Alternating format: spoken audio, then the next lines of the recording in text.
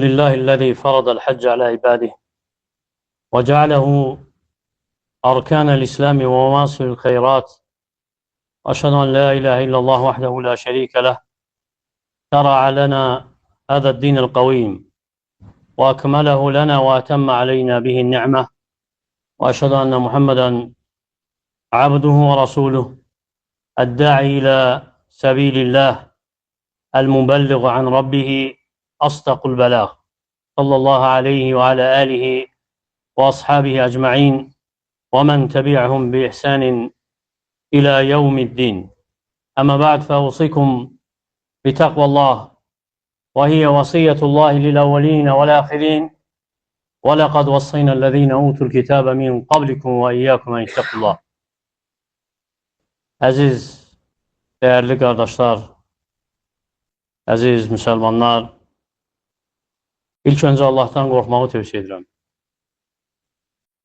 Bu Rabbimizin hem bize hem bizden evvelki nesillere ettiği bir tövsiyesidir, nesihatidir. Buyurur ki öz kelamında, biz sizden evvelki ehl-i kitaba tövsiye ettiğimiz gibi size de Allah'tan korkmağı tövsiye edelim. Ve sonra hem edirəm ki, Allah Teala müvəffəq edib bizi bu əzəmətli ayda, bu mübarək ayda, bu əzəmətli diyara gəlib çatmağa, bu əzəmətli ibadət hansı ki hazırlaşır onu yerinə yetirməyə müvəffəq edib bizi öz məxluqatının içindən seçərək. Çünki bu ibadət, həcc ibadəti əzəmətli ibadətdir. İbadətlərin içərisində əzəmətliyinə görə böyüdür. Bəs edir ki, İslamın rukunlarından bir rukundur. İslamın əsaslarından bir əsasdır. Hansı ki, Allah Teala fərz edib. Ömürdə bir dəfə əgər Müsəlman qadirdirsə, bədənində qüvvəti varsa, gücü varsa, malı varsa, gələ bilirsə, bu ibadəti yerinə yetirməyi ona ömürdə bir dəfə vacib edir. Bu əzəmətli ibadət hansı ki, cəm edib özündə həm sözü, həm əməli, cəm edib özündə həm niyyəti, həm səyi. Bu ibadət hansı ki, Tohidin əzəmətliyi onda açıq aydın özünü büruzə verir. Bu ibadət hansı ki, tabiçilikdir, təslimiyyətdir Rəbbimizə, onun elçisinə. Bu ibadət hansı ki, özündə ixlasın mənalarını daşıyır. Bu ibadət hansı ki, onu yerinə yetirən dərk edir ki, dünya fanidir, heçdir.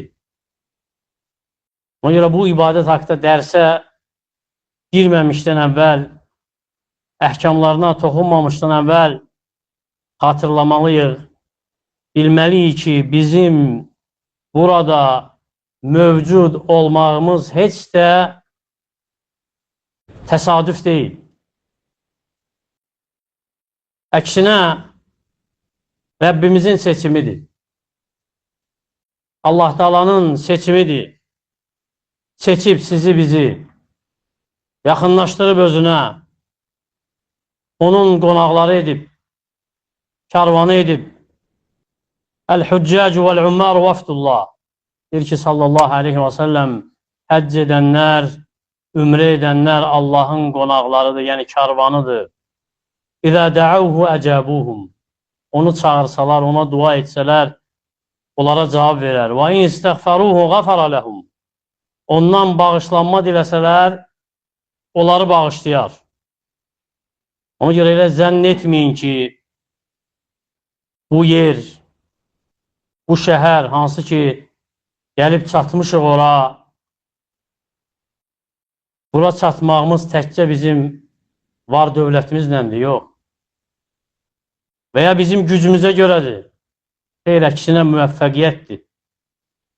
Müvəffəqiyyət də Allah Taala'dan, hansı ki, öz əzəli elmi ilə, öz seçimi ilə müvəffəq edib bizi seçib, hidayət edib, bura çatmaq üçün nə çox nəfs, nə çox insan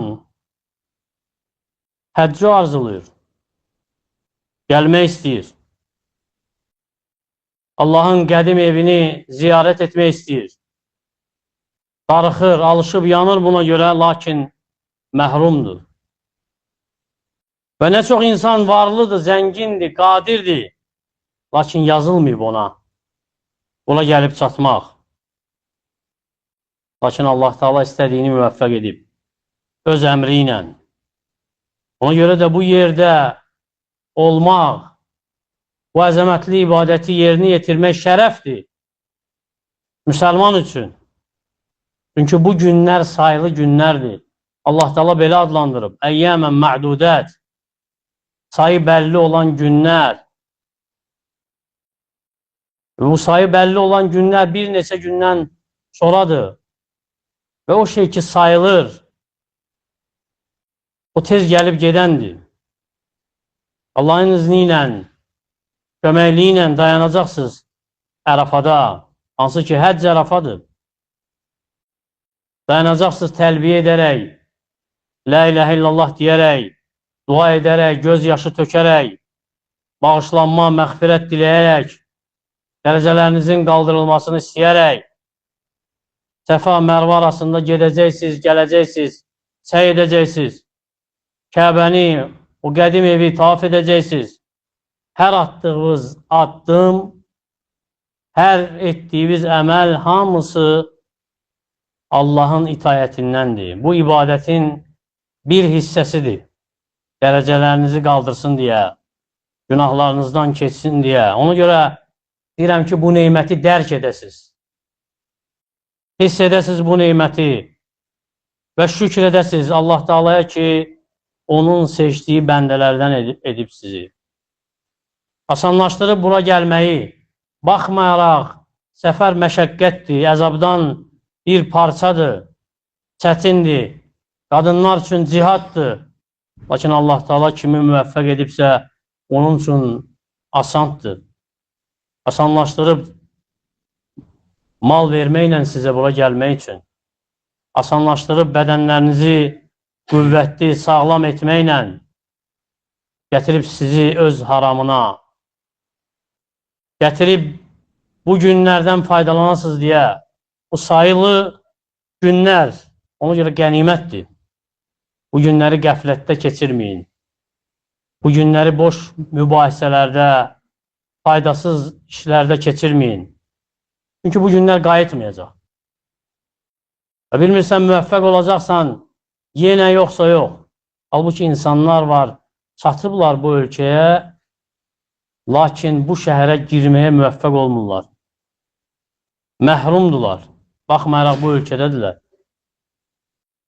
Ona görə qonaqsız səxavətlərin ən səxavətlisinin həyə edin Rəbbinizdən haqqı ilə, üz tutun ona doğru qəlbinizlə, bədənlərinizlə, niyyətlərinizi təzəliyin, gizlinizi paçlaşdırın, əməllərinizi təmizləyin, hər bir əməllərinizi batil edəcək, pozacaq, bulanıq edəcək hər bir şeydən. Və bilin ki, bu ibadət hansı ki, fərz edib Allah Teala onu yalnız xalis qəlblə edəndən qəbul edir. Yalnız onun rizası üçün edəndən qəbul edir. Peyğəmbərinin etdiyi kimi edəndən qəbul edir. Xulu anni mənasikakum. Məndən həccinizin əhkamlarını götürün. Əbəs yerə sallallahu aleyhi və səlləm belə buyurmuyub. Ona görə bu ibadəti yerinə yetirəndə dərk et ki, sən bura gəlmisən Allah rizası üçün bu əməli yerinə yetirəsən ki, Allah Teala günahlarını bağışlasın. Gəlməmsən ki, qaydandan sonra məclislərdə başda olasan. Gəlməmsən ki, qaydandan sonra hansısa ləqəbi daşıyasan, onu ilə çağırılasan. hansısa titulun sahibi olasan, gəlmirsən ki, günahların bağışlansın. Hansı ki, bu ibadətdə məqsəd də budur. Rəbbinin razılığı, günahlarından keçməsi. Mən həccə fələm yarfus və ləm yafsuq. Kim həcc edərsə, pis söz danışmazsa, pis əməl etməzsə, fasiqlik etməzsə, rəcə min dunubihi fəyevmi vələdət ummu. Qaydanda günahlardan təmizlənmiş qaydar sanki anasından yeni dünyaya gəlib. Sanki yeni doğulmuş bir körpə kimi qayıdır. Ona görə də həcc heç də mücərrəd zahiri əməllər deyil. Əksinə nəfsin tərbiyəsidir. Əksinə qəlbin təmizliyidir. Səbirdir. İmtihandır. Dünya və onun bərbəzəyinə arxa çevirməkdir. Fikir ver, hamı eyni libasda olacaq. Bərabər. Varlı ilə kasıb arasında heç bir fərq yoxdur. Ərəblə qeyrisi arasında, əcəm arasında heç bir fərq yoxdur. Hamısı itayət meydanındadır. Hamısı tohid kölgəsi altında birləşib. Hamısı arzuluyur Rəbbindən rəhməti.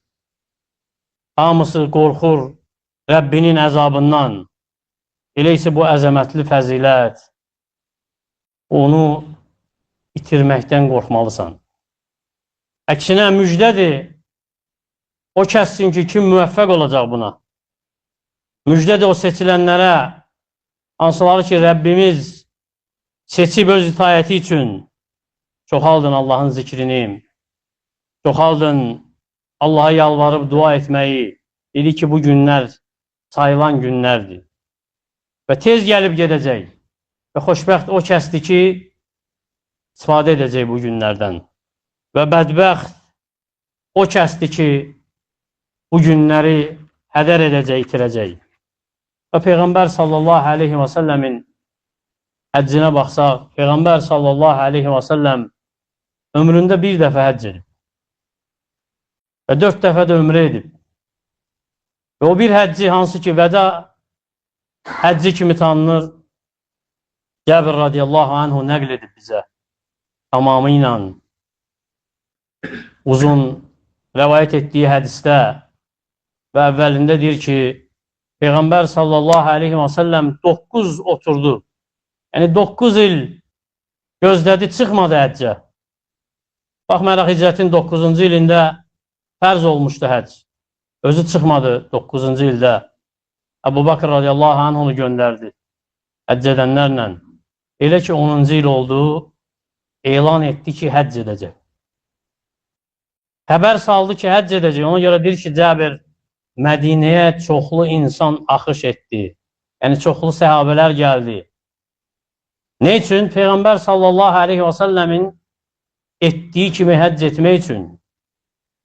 Ona görə deyir ki, radiyallahu anhu, Peyğəmbər sallallahu aleyhi və səlləm Zülhüleyfədə olanda, yəni Miqatda, Mədinə yaxınlığında sağıma baxdım, insan gördüm, soluma baxdım, insan gördüm, önümə baxdım, arxama baxdım.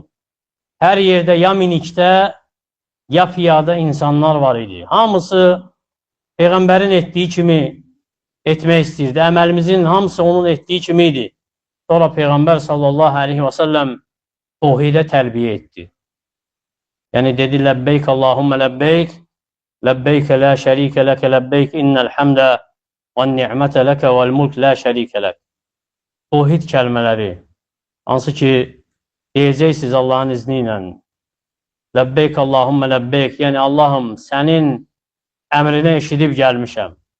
Sənin əmrinə tabi olandan sonra yenə tabi oluram. Sənin heç bir şərikin yoxdur. Həm mülk sənə məxsusdur. Sənin heç bir şərikin yoxdur. Bu kəlmələr hansı ki, Peyğəmbər s.ə.v buna tərbiyə edib. Və deyir ki, Cəbir, o vaxt ümrə tanımırdıq. Yəni, həccə çıxanda ümrə tanımırdıq. Həccə niyyət elədik. Elə ki, Peyğəmbər s.ə.v Məkkəyə gəlib çatdıqdan sonra, ümrəni yerinə yetirəndən sonra əmr etdi səhabələrə kim heyvan gətirməyib ehramından çıxsın. Yəni, ehramdan çıxıb həcci gözləsinlər. Ona görə də axırıncı əmri Peyğəmbər sallallahu aleyhi və səlləmin səhabələrinə bu idi. Ona görə də ən əfsəl həcc təməttü həccidir. Və ilk ümrəni etmişsə artıq. Və Peyğəmbər sallallahu aleyhi və səlləmin əmr etdiyi də səhabələri bu idi. Ona görə səhabələr soruşanda, ya Rasulallah, bu etdiyimiz, yəni ümrəni edib, ehramdan çıxıb, sonra yenidən həccə niyyət etməyimiz bu il üçündür, yoxsa əbədiyyən, yəni qiyamətə kimi?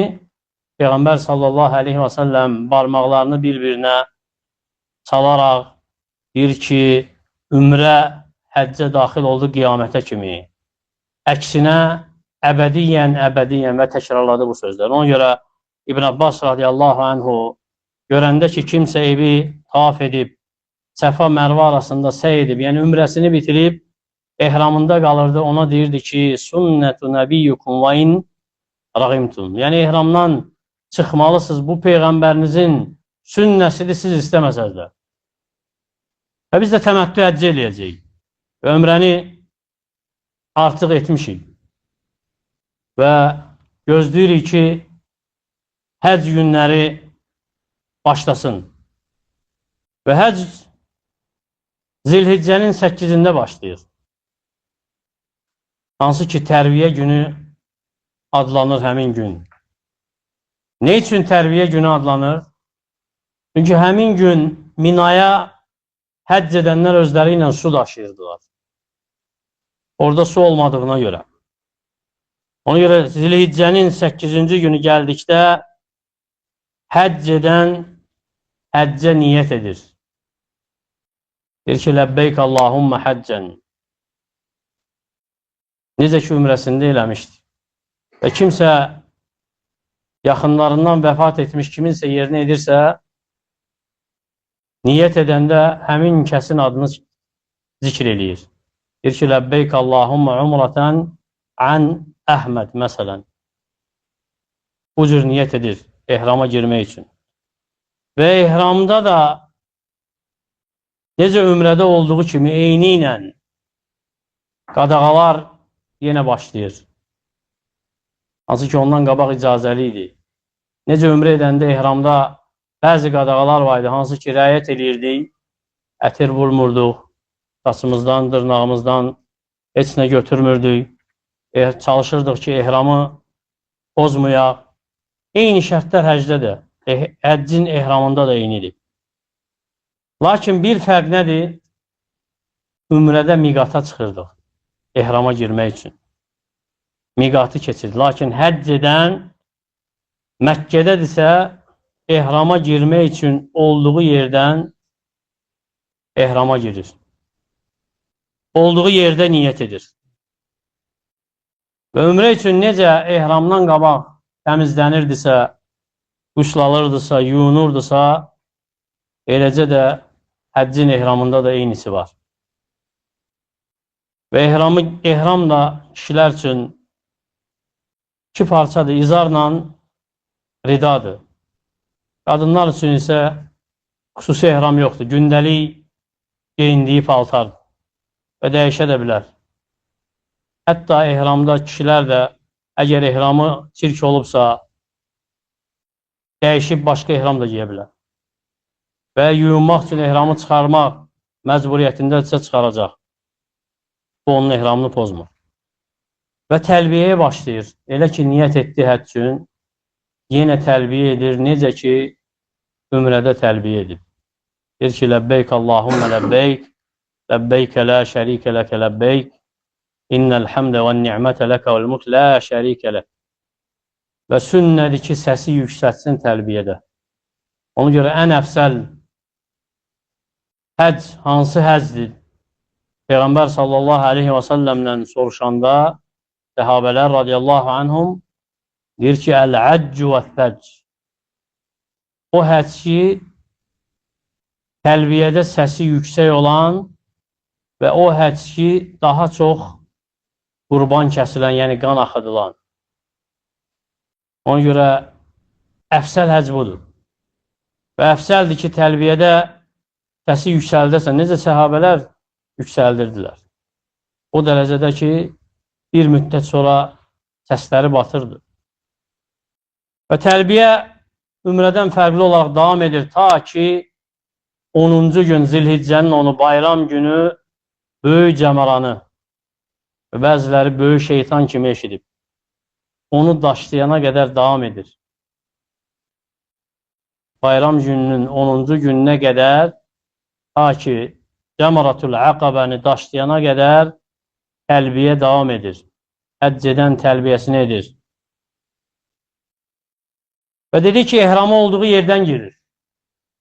Yəni, necə biz qaldığımız oteldəyik, buradan da ehrama girib həccə niyyətimizi eləyəcəyik. Hətta Məkkə əhli hardadılarsa oradan ehrama girir.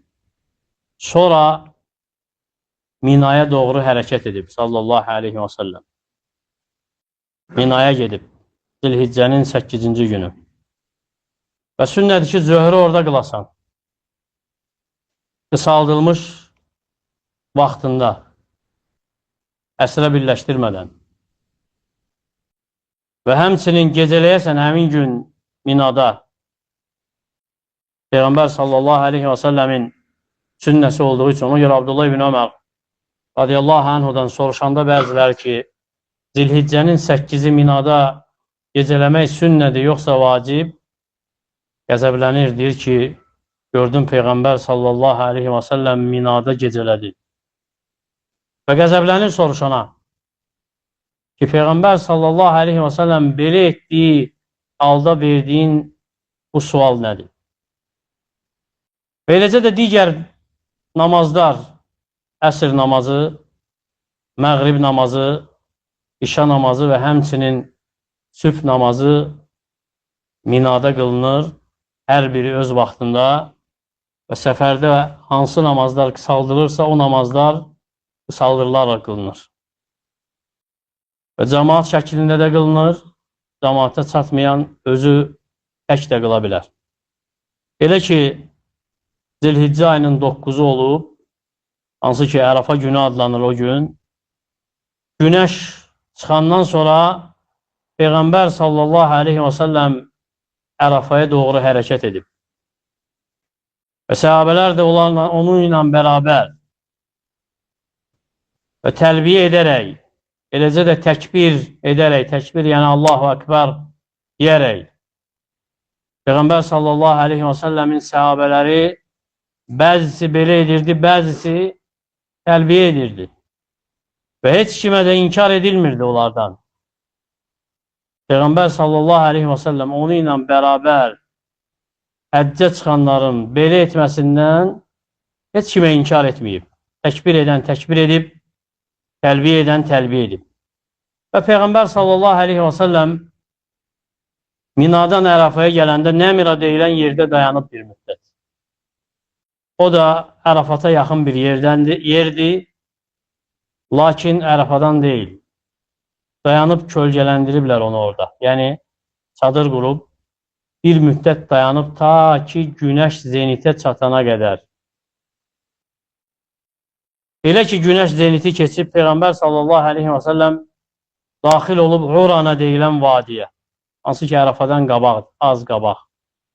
Və Peyğəmbər sallallahu aleyhi və səlləm orada insanlara xütbə verib. Hansı ki, məşhur xütbəsi, vida xütbəsi, hansı ki, Peyğəmbər sallallahu aleyhi və səlləm xatırladıb onlara bəzi əhkamları, bu ayın, bu yerin əzəmətli və hörmətli olmasını, müqəddəs olmasını, xatırladıb bəzi qadağaları, ribanın qadağan olmasını, tövsiyə edib qadınları, onlarla yaxşı davranmağı və cahiliyyə adətlərinin ləğv olmağını. Sonra Peyğəmbər sallallahu aleyhi və səlləm zöhrlə əsri orada qılıb. Bir azanla, iki iqamə ilə. Yəni, azan verilib, zöhr namazını qıldırıb səhabələrinə iqamə verdikdən sonra yenidən iqamə verilib əsr namazını qıldırıb. Yəni, cəm edib namazları qısaldaraq. 2 rükət zöhr qılıb, 2 rükət əsr qılıb. Və bu namaz onların arasında və ya onlardan əvvəl sonra heç nə qılmayıb sallallahu aleyhi və səlləm. Və Peyğəmbər sallallahu aleyhi və səlləmin dayandığı o yerdə günümüzdə zəvvarların hamısının dayanması qeyri-mümkündür. Ona görə Ərafaya çatdıqda harada olacaqsa orada Peyğəmbərin etdiyi bu sünnələri tətbiq etməyə çalışacaq. Və ehtiyac deyil zəvvar Ərafaya çatdığında düşüb gəzsin Ərafanın çöllərini. Hansısa dağı axtarsın, hansısa təpəni axtarsın. Yox. Olduğu yerdə qalıb o günü qənimət bilib istifadə etməsi onun üçün daha fəzilətlidir. Çünki dedik ki, o gün saatlardır. Həc günlərdir və o gün, hansı ki, Ərafa günü həcdir, o gün saatlardır, sayılan. Hansı ki, necə gəlib, necə gedəcəyini hiss etməyəcəksiniz, özünüz görəcəksiniz. Ona görə də kim çatıbsa Ərafaya, olduğu yerdə qalıb, həmin günün ibadəti nədirsə onu etməyə çalışsın. Gəzmək, nəsə axtarmaq, kimləsə görüşmək, Ərafa onun yeri deyil. Və Peyğəmbər s.ə.v dediyimiz kimi, zöhrü, əsri birləşdirərək Ərafada qılıb, günəş zeniti keçəndən sonra, yəni zöhr vaxtı. Ona görə kim çatmayıbsa imamla namazı qılmağa tək də qıla bilər, özü də qıla bilər. Sonra Peyğəmbər sallallahu aleyhi və səlləm Ərafaya daxil olub və gəlib dayanıb daşlar olan yerdə. İndi Cəbəlur Rəhmə kimi tanınır, Rəhmət dağı kimi tanınır həmin yer. Və dedi ki, ehtiyac yoxdur o yeri gedib axtarmağa, gedib ora çıxmağa, çalışmağa. Ərafa hamısı dayanacaqdır.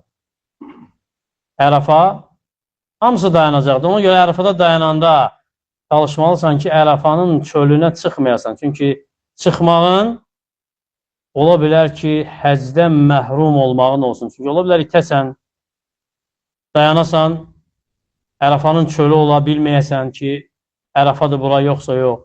Ona görə hara veriləcəksə sizə, o yerdə dayanıb dualarınızı etməyə kifayətdir. Ehtiyac yoxdur Ərafanın ərazisində gəzməyə. Və Peyğəmbər sallallahu aleyhi və səlləm Ərafaya daxil olandan sonra dəvəsinin sinəsini o daşlara doğru çevirib. Nə edib? Əllərini qaldırıb dua edib. Ta ki, gün batana qədər.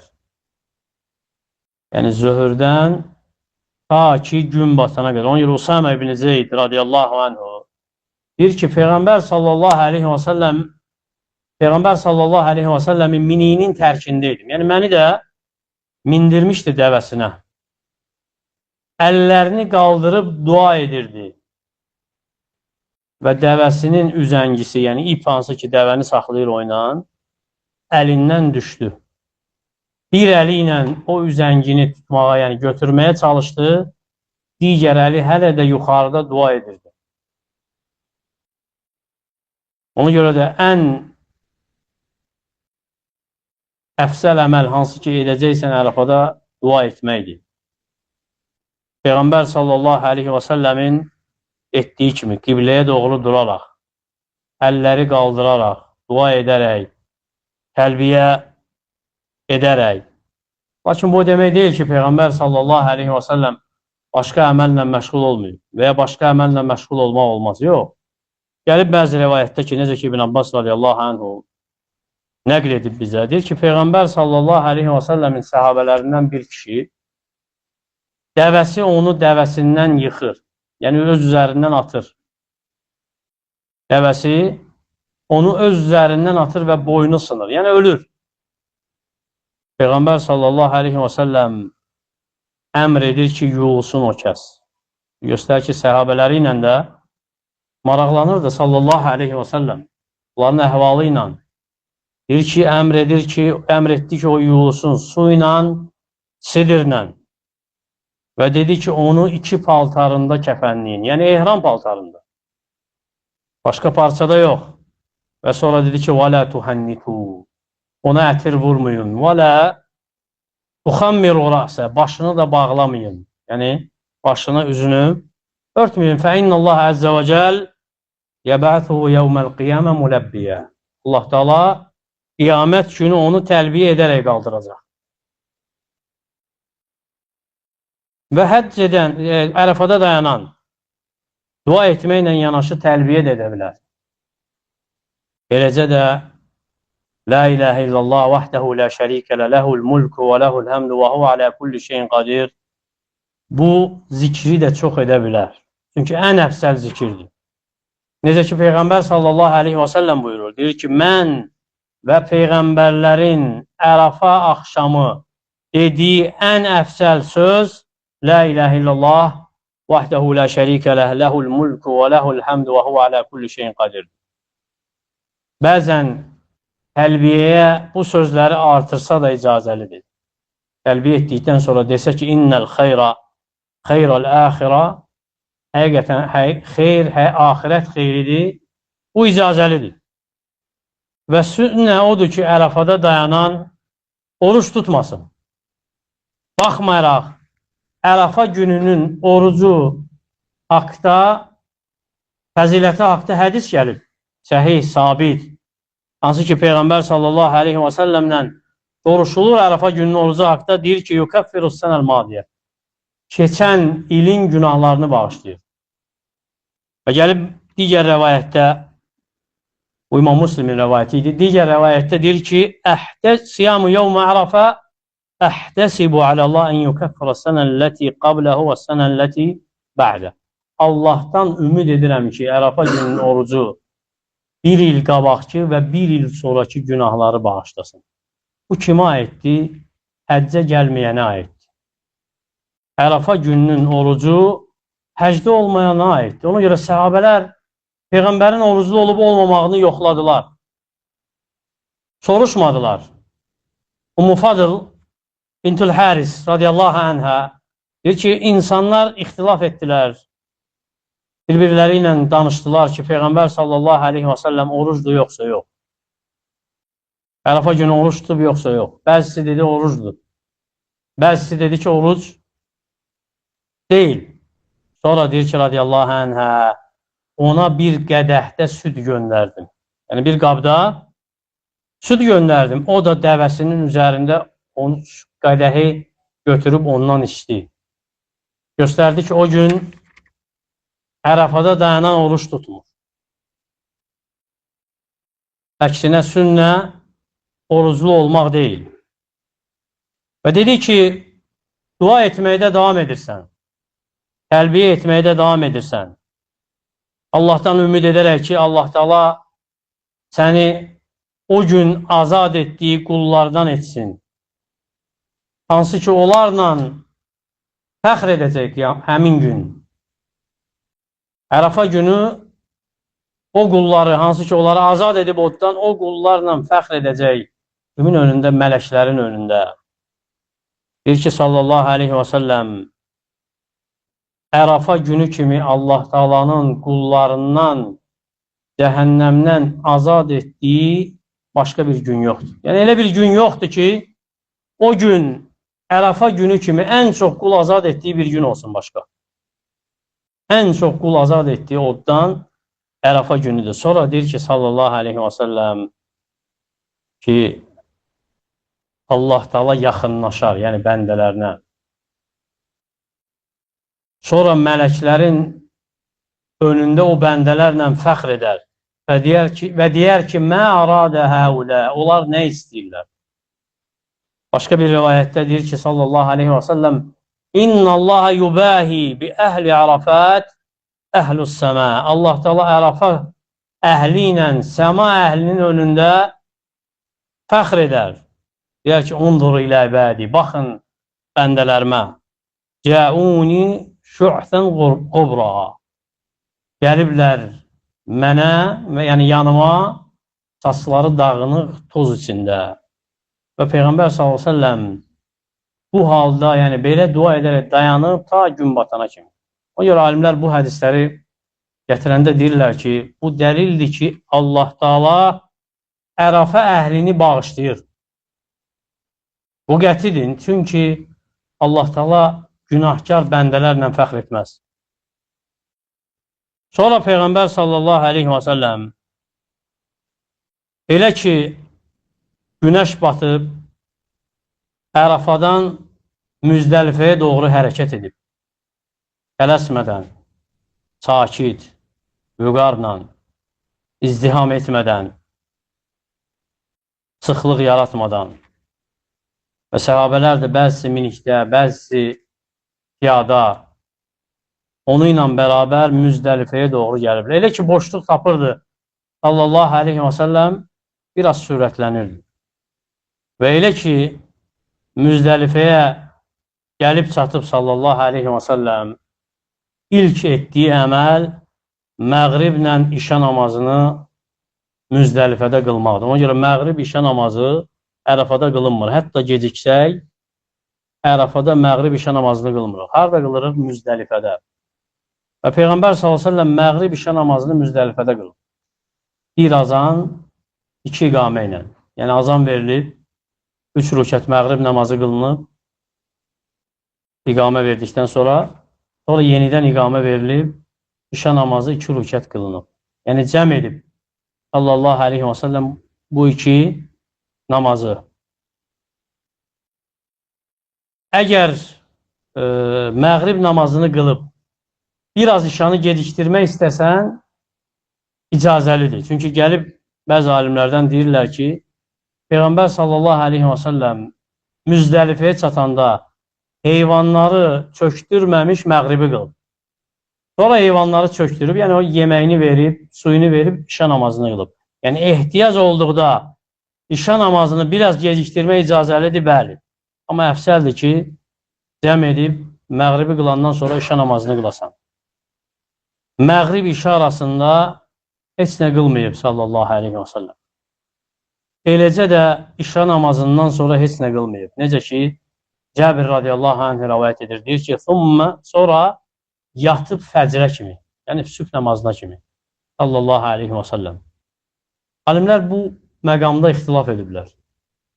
Peyğəmbər sallallahu aleyhi və səlləm vitri Müzdəlifədə qılıb yoxsa yox. Cəbir radiyallahu anh'ın hədisini dəlil gətirinlər deyiblər ki, qılmayıb. Baxmayaraq hədislər var ki, Peyğəmbər sallallahu aleyhi və səlləm vitri heç vaxt tərk eləməyib. Bəzi alimlər deyir ki, qılıb. İstinad ediblər nəyə? Deyiblər ki, Cəbir radiyallahu anh Peyğəmbər sallallahu aleyhi və səlləmin yatmağını görüb. Oyanmağını görməyib. Halbuki, hədis var Abdullah ibn Abbasdan radiyallahu anhudan, deyir ki, kuntu fīmən qaddəmən nəbiyyü sallallahu aleyhi və səlləm leylətəl Muzdəlifə fi da'fəti əhlihi. Peyğəmbər sallallahu aleyhi və səlləm Müzdəlifə gecəsi əhlindən zəif olanlarla məni öndə yolladı. Ona görə bu hədisdən götürüblər alimlər ki, qadınlar və zəiflər və ya uşaqlar, qocalar Müzdəlifədən gecə yarısı çıxa bilər. Müzdəlifədən gecə yarısı çıxa bilər. Və başqa bir rəvayətdə deyir ki, Abdullah ibn Abbas radiyallahu anhu Bəni Abdülmuttalibin cavanlarını Peyğəmbər sallallahu aleyhi və səlləm uzunqulaqların üzərində, yəni minikləri nə idi? Uzunqulaq idi. Miniklərinin üzərində insanlardan öndə göndərdi. Yəni zəiflərlə, qadınlarla bərabər. Və sonra nə deyir? Deyir ki, əli ilə baldırlarımıza vururdu. Deyirdi ki, ey övladlarım, günəş çıxmamış, cəmaranı daşlamayın. Günəş çıxmamış, cəmaratın əqabəni daşlamayın. Ona görə də alimlər deyiblər ki, Müzdəlifədə fəcr namazını qılmaq hər kəsin üzərindədir. Yəni, hər kəsin boynundadır ki, Müzdəlifədə fəcr namazı qılsınlar. İstisnadır zəiflər və qadınlar, hansı ki, onlara Peyğəmbər sallallahu aleyhi və səlləm icazə verib gecənin yarısı Çıxsınlar Müzdəlifədən. Sonra Peyğəmbər sallallahu aleyhi bu hədislər hansı ki İbn Abbasdan gəlir, bu hədisləri dəlil olaraq gətirən alimlər deyirlər ki, Peyğəmbər sallallahu aleyhi ve sellem oyanıb gecə. Yəni, bu əməlləri edib, zəifləri göndərib, tövsiyələrini edib gedənlərə ki, namazı qılandan sonra həmən Cəmaratul Əqabanı daşlamasınlar, gözləsinlər, günəş çıxsın.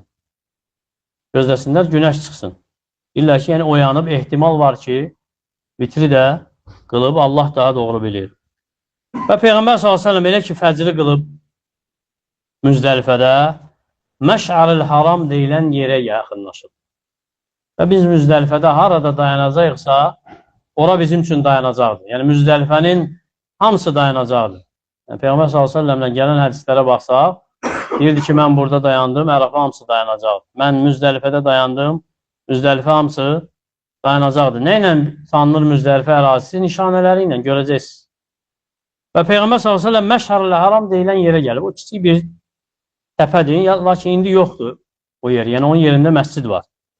Orada dayanıb sallallahu aleyhi və səlləm qibləyə yönəlib, Allah həmd edib, təkbir edib, təhlil edib, yəni la ilahe illallah deyib, Allah Taala'nı təkləşdirib ibadətdə dua edib ona ta ki günəş azacıq saralana qədər, yəni günəşin duası azacıq görsənənə qədər, yəni günəş çıxmağa başlayana qədər. Və dedi ki, Müzdəlifənin hər yeri dayanacaqdır. Harada dayansan, o duanı etsən icazəlidir. Sonra elə ki, günəş çıxandan sonra Peyğəmbər sallallahu aleyhi və səlləm səhabələri ilə bir yerdə Minaya doğru hərəkət edib, təlbiyə edərək, təkbir edərək, təhlil edərək və elə ki, Muhassir adlanan vadini keçib sallallahu aleyhi və səlləm, o vadidə biraz sürətli keçib. Mina ilə Müzdəlifə arasında bir yer deyiblər ki, alimlər o yerə bəla gəlib. Bəzi alimlər deyib ki, o yerə gələn bəla hansı qövmə gəlib? Əbraha və onu ilə olanlar hansılar ki, Kəbəni dağıtmaq üçün fillərlə gəlmişdilər və Allah Teala məhv edib onları əbabil quşları səbəbi ilə. Və Peyğəmbər s.ə.v o vadidən sürətli keçib. Yəni biz görəcək oranı yoxsa yox, Allah bilir. Çünki müasir yollar hansı ki çəkilib zəvvarların hərəkəti üçün bəzən o yerə düşmür. Sonra Peyğəmbər s.ə.v Minaya doğru hərəkət edib yolun ortasını tutaraq ta ki gəlib Cəmaratul Əqabaya çatana qədər. Cəmaratul Əqabə o daşlanan yer hansı ki şeytan kimi tanıyır əksər zəvvarlar, kiçik şeytan, orta şeytan, böyük şeytan, o ən sonuncusudur. Yəni, birincidə daş atmayıb, ikincidə daş atmayıb, ta gedib, axırıncıya çatana qədər gəlib sallallahu aleyhi və səlləm Cəmaratul Əqabəni daşlamaq üçün. Və ilk daşı atanda da dedi ki, təlbiyə dayanır və daşda 10-cu Zilhiccənin artıq neçənci gün olur o? Zilhiccənin 10-cu gününün əməlləridir, başlayır daşlamaqdan, sonra heyvanı, yəni qurbanı kəsməkdən, sonra başı qırxmaq, sonra Kəbəni tavaf edib səy etməkdən, onu da inşallah sabahçı dərsimizə saxlayırıq. Allah Teala bizi eşidib faydalardan etsin. Allah Teala bizim həccimizi məbrur həclərdən etsin. Səyimizi qəbul olunan səylərdən etsin. Günahlarımızın bağışlanmasına səbəb etsin. Bizi cəhənnəm əzabından qorusun. Bizi cənnətinə daxil etsin, öz razılığı ilə, yaxşılarla, siddiqlərlə, salihlərlə, peyğəmbərlərlə bərabər etsin. Ölkəmizi, digər müsəlman ölkələrini hətadan, bəladan qorusun. Əqulu mə təsmə'un və əstəğfirullah li və ləkum və lisəiril muslimin min kulli zəm fəstəğfiruhu innəhu huvəl-ğafur-rahim. İstəmir.